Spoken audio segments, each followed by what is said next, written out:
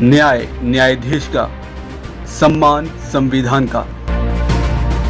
नमस्कार, आप देख रहे हैं न्याय न्यायाधीश का, सम्मान संविधान का। सुप्रीम कोर्ट के chief justice DY Chandrachud Singh ने शुक्रवार को कहा कि हम नहीं चाहते कि सुप्रीम कोर्ट तारीख पे तारीख कोर्ट बने। उन्होंने वकीलों द्वारा मामलों को लंबा खींचने की प्रवृत्ति के संबंध में ये बात कही।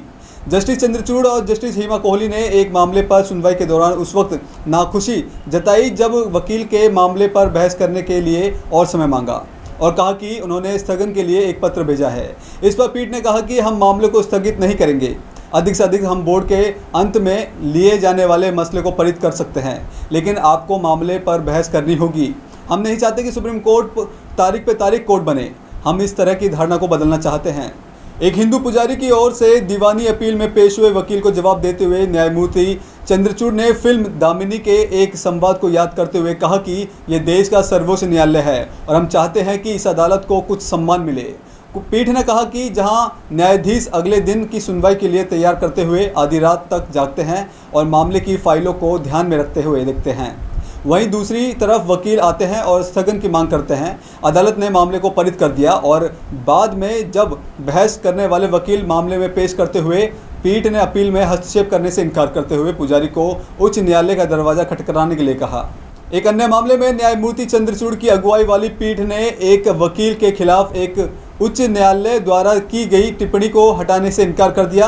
उन्होंने कहा कि उच्च न्यायालय को अदालत कक्ष में अनुशासन बनाए रखना होगा और शीर्ष अदालत की ओर से किसी के गलत आचरण की टिप्पणी को हटाना उचित नहीं होगा। संविधान के अनुच्छेद 32 के तहत याचिका दायर करने वाली पीठ नाराज हो गई और कहा कि इस याचिका में मांगी गई राहत नहीं दी जा सकी। अनुच्छेद 32 मौलिक अधिकार को लागू करने के लिए सर्वोच्च न्यायालय जाने के अधिकार में संबंधित है। सुप्रीम कोर्ट ने किसी मामले से संबंधित वादी के खिलाफ फैसला आने पर जज या न्यायिक अधिकारी के खिलाफ आरोप लगाने के प्रवृत्ति की निंदा की। शीर्ष कोर्ट ने राजस्थान के धौलपुर के एक मामले में सुनवाई करते हुए टिप्पणी की। सुप्रीम कोर्ट ने कहा कि वादी के खिलाफ फैसला आने पर जजों पर आरोप लगाने का सिलसिला जारी रहा तो ये न्यायाधीशों का मनोबल गिराएगा। इसके साथ ही शीर्ष कोर्ट ने राजस्थान के धौलपुर में एक मामले के उत्तर प्रदेश के नोएडा की कोर्ट में स्थानांतरण करने के इनकार कर दिया। सुप्रीम कोर्ट के जस्टिस MR शाह और जस्टिस कृष्ण मुरारी की पीठ ने कहा कि जिन आधारों पर केस धौलपुर से नोएडा स्थानांतरित करने की मांग की गई है उनमें से एक ये है कि याचिकाकर्ता का मानना है कि उसकी निष्पक्ष सुनवाई नहीं हो रही और विरोधी पक्ष बड़े लोग होने के कारण केस को प्रभावित कर सकते हैं। जस्टिस शाह और कृष्ण मुरारी ने कहा कि हम इस तरह के रवैये और उस आधार की निंदा करते हैं जिस पर कार्यवाही स्थानांतरित करने की मांग की गई। पीठ ने कहा कि सिर्फ इसलिए कि मौजूदा मामले में याचिकाकर्ता के खिलाफ कोर्ट के कुछ आदेश दिए गए, इसलिए नहीं कहा जा सकता कि न्यायिक पक्ष विरोधी पक्ष के प्रभावित हो रहा है। यदि याचिकाकर्ता किसी न्यायिक आदेश से व्यथित है तो उचित तरीका है कि उसे उच्च अदालत में चुनौती दी जाए। 2 सितंबर को पारित आदेश में शीर्ष कोर्ट ने कहा कि आजकल यह प्रवृत्ति बढ़ गई है कि अपने पक्ष में फैसला नहीं आने पर संबंधित पक्ष न्यायिक अधिकारियों पर आरोप लगाने लगते हैं। हम इस प्रवृत्ति की निंदा करते हैं। यदि ये सिलसिला जारी रहा तो इसका असर अतः जजों के मनोबल पर पड़ेगा। याचिका में एक और आधार उठाया गया कि परीक्षण अदालत ने झूठी FIR के आधार पर वारंट जारी किया, इसीलिए याचिकाकर्ताओं के जीवन को लेकर आकांक्षा है कि शीर्ष कोर्ट ने कहा कि अगर याचिकाकर्ता प्राथमिकी के व्यतिरिक्त है तो इसे रद्द कराने के लिए अदालत से संपर्क करना चाहिए। मामला स्थानांतरण करने या कोई आधार का नहीं बनता। पैगंबर के खिलाफ विवादित बयान को लेकर भाजपा के पूर्व प्रवक्ता नुपुर शर्मा की गिरफ्तारी की मांग वाली याचिका को सुप्रीम कोर्ट ने आज खारिज कर दिया। इससे नुपुर शर्मा को बड़ी राहत मिल गई है। नुपुर के खिलाफ कई राज्यों में केस दर्ज किए गए, इन सभी को दिल्ली ट्रांसफर करने के आदेश पहले ही दे जा चुके थे। याचिका में शीर्ष अदालत की मांग की गई कि वह अधिकारियों को मुस्लिम की भावनाएं आहत करने के आरोप में नुपुर के खिलाफ कार्रवाई करने और गिरफ्तारी का आदेश दें। पैगंबर के खिलाफ नुपुर शर्मा के विवादित बयान को लेकर देश विदेश में भारी बवाल मचा था। नुपुर का समर्थन करने वाले उदयपुर व औरंगाबाद में हत्या के मामले भी सामने आए थे। देश के कुछ हिस्सों में उपद्रव भी हुए। नुपुर को जान से मार देने की धमकियां भी दी गई। प्रधान न्यायाधीश UU ललित के अगुवाई वाली पीठ ने नुपुर शर्मा के खिलाफ दायर याचिका को याचिकाकर्ता के वापस लेने को कहा।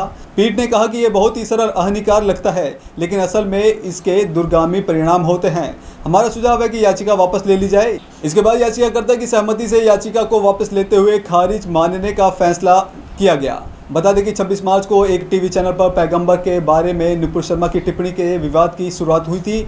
इससे कई मुस्लिम देशों ने भी इसका विरोध किया था। इसके बाद सरकार ने इस संबंध में एक बयान जारी कर दिया था। भाजपा ने भी नुपुर शर्मा की टिप्पणियों से खुद को अलग करते हुए उसे पार्टी से निलंबित कर दिया। इससे पहले सुप्रीम कोर्ट ने शर्मा के खिलाफ उनकी विवादास्पद टिप्पणी के लिए देश भर से कम 10 एफआईआर को दिल्ली पुलिस द्वारा और सारे मामले दिल्ली में ट्रांसफर कर दिए थे। शीर्ष अदालत ने पश्चिम बंगाल सरकार की ओर से एक बहुराज्यीय जांच एजेंसी गठित करने और जांच की निगरानी करने की मांग खारिज कर दी। वहीं सुप्रीम कोर्ट ने कश्मीर विवाद के समाधान के लिए मनमोहन मुशर्रफ के 4 सूत्री फॉर्मूले को लागू करने की मांग करने वाले एक याचिकाकर्ता पर शुक्रवार को 50,000 रुपये का जुर्माना लगा दिया।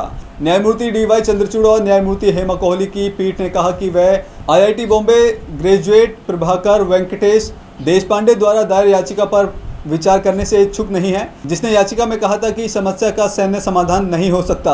देशपांडे ने पूर्व भारतीय प्रधानमंत्री और पाकिस्तान के पूर्व राष्ट्रपति द्वारा तैयार किए गए तथाकथित फॉर्मूले के लिए विसैन्यकरण और खुली सीमाओं को शामिल किया गया था और इस पर आगे बातचीत की जा सकती थी। पीठ ने कहा कि अदालत नीति के क्षेत्र में प्रवेश नहीं कर सकती और याचिका प्रचार हित याचिका लगती है। शुरुआत में पीठ ने कहा कि वह याचिकाकर्ता के वकील को नोटिस कर रही है कि वह किस तरह से याचिकाओं के साथ अदालत का समय बर्बाद करने पर उस पर जुर्माना लगाएगी। पीठ ने चेतावनी दी कि बेशक हम आपकी बात सुनेंगे, लेकिन हम आपको नोटिस में डाल रहे हैं और जुर्माना लगाएंगे।